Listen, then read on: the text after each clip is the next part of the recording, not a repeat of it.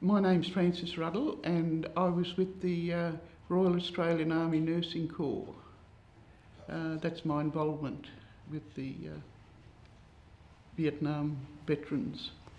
I had actually done about 14 months at the military hospital in Yeronga in Brisbane, and I was on leave, my first leave, and I got a letter whilst I was on leave that told me that I was being sent over within 2 weeks. Well, I was at home with my parents when I got the letter, and my brother had just come home from Vietnam about 2 months before, so they probably weren't too happy. When you went to sign all these papers to say you're being sent, they recommend that you make a will, and when they say that, you sort of think to yourself, oh, something could happen. Going back to the surgical ward, I used to work on the surgical ward, then I was sent to the medical ward just to run it whilst they were getting someone in from Australia.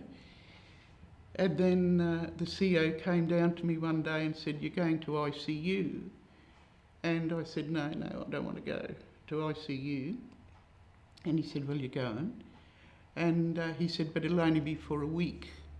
So I was quite happy then, only for a week. But, 5 months later, I left Vietnam from the ICU. Some of the wounded, when they came in, like one after evening, 3 soldiers came in, and 2 of them had one leg between them.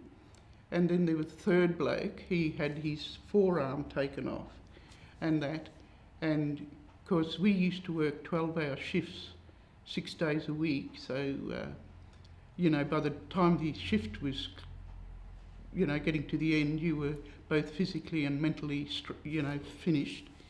And I remember tucking this guy in that's had the forearm off, and just tucking him in so he couldn't, and I was sort of kind of praying to get off before he woke up, and that, but unfortunately he woke up before I got off, and I remember started pulling at the sheet, and I said, no, you don't want to have a look at that.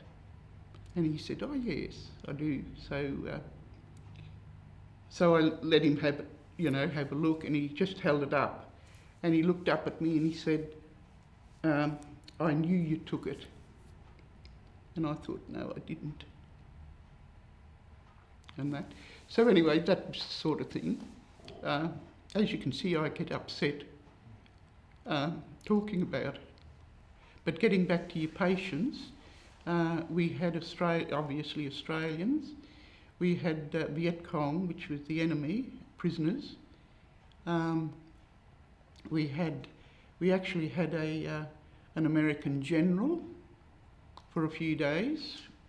Glad to see him go, but there you go. I got a train to Brisbane, and wasn't allocated a seat for about half an hour in the train. And when I asked the conductor about getting a seat, he said, "Oh, you'll just have to wait." And in the end, I just said to him, "Don't you like the uniform, because you were in uniform?" And he said, "I haven't got anything against the uniform, it's the ribbons you've got on that I'm against." So I didn't get a seat.